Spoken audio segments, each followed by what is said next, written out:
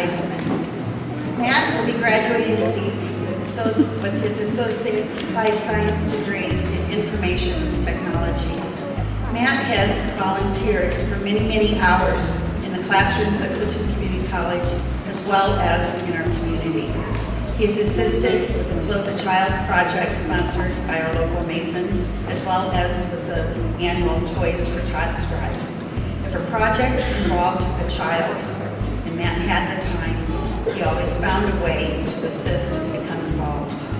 Matt has also been a leader in the Student Networkers and Programmers Club on campus. Matt began working for Fiber Utilities in Cedar Rapids as a field tech in April. Please help me welcome Matt Tiesman.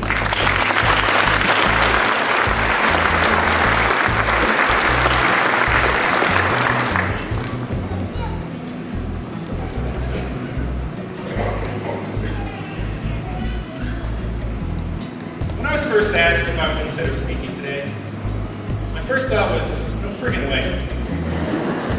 But it occurred to me that there's really only two real issues I have with public speaking. The first one is getting up in front of all you people, and the second one's talking in front of you. But other than that, everything's cake. So I figured, if I can get past those, no problem. And honestly, this chapter in our lives is about stepping out boldly into the unknown anyway, and doing it scared. So why not start on graduation day, right? So after the initial dread wore off, I was left with deciding what to talk to about. I guess it's typical to tell a story about the events that led up to this moment right here. But what's my story? What makes it so special? I mean, everybody here's got their stories, and mine's not unique. All of your stories are worth being told. They're worth hearing. And I can stand on that point and stand mute for the next 4 minutes, but it means a lot. So instead, I know that you are just waiting for your moment. You want to hear your voice across the loudspeaker, across the stage, and collect your diploma. You want to go home to your friends and family and eat cake. You want to open that card for mom and dad, give an obscene amount of money in it. By the way, mom and dad, the expectation's set now. You might want to hit an ATM on the way home. Obscene. So anyway, although this may come as a shock, I'm not 18 anymore. This isn't my first attempt at a college degree. In fact, it's my third. My first one started shortly after high school graduation. Not quite like Brooks. Mine turned out a little different. But we were all sitting around after taking our final exam, waiting for that final bell in our high school career. My classmates started talking about what they were going to do over the summer. What college they were going to go to, meeting their new roommates, and three realizations happened to me at that point. The first one was, man, I probably should have figured out what I was going to do sooner. The second realization is, holy crap, I got to go to work. And the third realization was, I'm going to have to go to that job every day for the rest of my natural life. So, I don't know how familiar you are with the Divine Comedy, but I think Dante was wrong. That final realization is the seventh circle of hell. Or at least it was to me. So that very afternoon, I got in the car and headed over to Clinton Community College and enrolled for fall classes.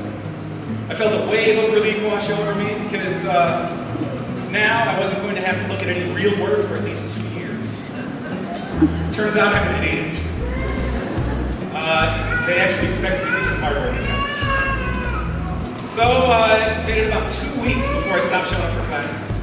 And I can't honestly remember if I did a single homework assignment in that period. Needless to say, I dropped out before midterm. So remember that idiot thing? It didn't wear off, and apparently I learned nothing in those 2 weeks I showed up for class. Because the following semester, the very next semester, I signed up for the exact same classes.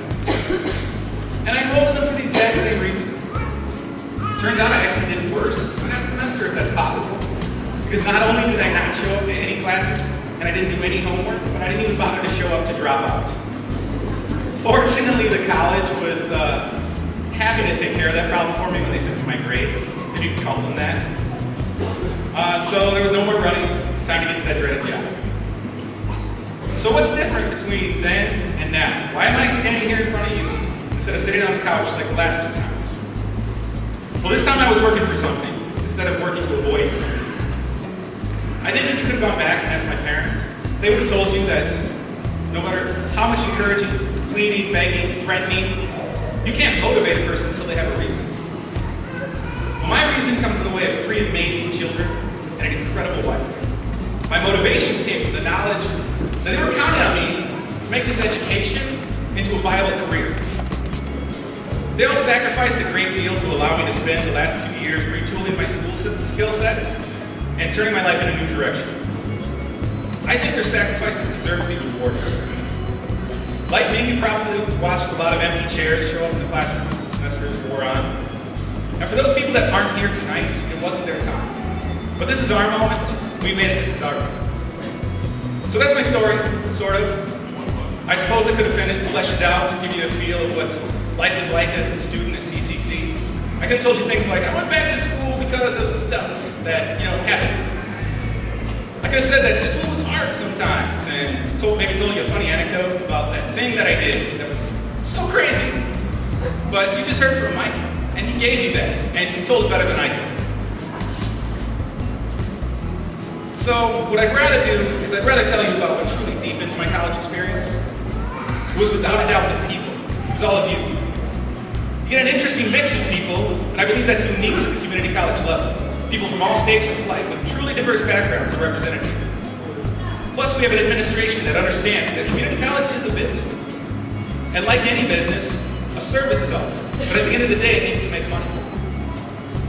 That part of this college experience was almost completely transparent to me, and for that I'm thankful. There was a staff that worked hard to make sure we had a clean and maintained work environment so that we could learn without distraction. And for a guy like me that can't keep his car out of a ditch if the squirrel runs by, focus is good. Then there's the faculty, made up of instructors that are honestly invested in watching us succeed. I personally have had several instructors who are willing to go over the same concept over and over and over until I got that aha moment.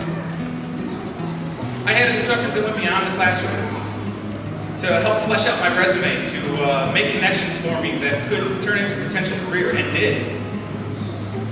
We had instructors that pushed us and drove us, not just to regurgitate answers on exams, but to truly equip us in our careers. But to be fair, that drive could have been a little extreme sometimes. I mean, honestly, who gives homework on New Release Week on Netflix? Personally, I think that borders on sadism. You guys should probably do something about that. I've got names if you need them. But honestly, what really deepened my experience was my peers, you guys in the middle. You brought rich experiences and diversities together around common interests and goals. We had our supporters that shared our victories, that cried with us over our defeats, that would bemoan the mountains of homework that we had to accomplish over weekends when we already had scheduled them packed full of binge watching, sleeping till noon, and not doing homework. We had our antagonists, the ones that pushed us to be better for no other reason than spite. There was the guy that would sit next to you in class and he would play games on his smartphone the entire lecture, every lecture, and still outscore you on every exam. Yeah, you know who you are. I hate you. Then there was that girl who would show up on time for every 7:45 a.m. class, and not only be on time, but she couldn't sit still or stop humming, while the rest of us were just trying to suck down as much caffeine as we could. So hopefully, with a prayer, we might be able to catch 1 or 2 facts about the end of the lecture. Now I could go on listing the college archetypes that I ran into over the last 2 years, but you get the idea. This school is made up of a bunch of beautiful, wonderful freaks that couldn't help but bring depth and character to the college experience. And it's you that made this time a memorable one that I don't think I can soon match. I once had an opportunity to talk with Ron Surplus, and over the course of the conversation, he directed me away from referring to this school as a junior college, because this is a community college. Now at the time, I didn't really get the distinction. But after going through 4 semesters of this rich community, it's as clear as could be to me now. Webster's dictionary defines community as... No, I'm just playing, I'm devil.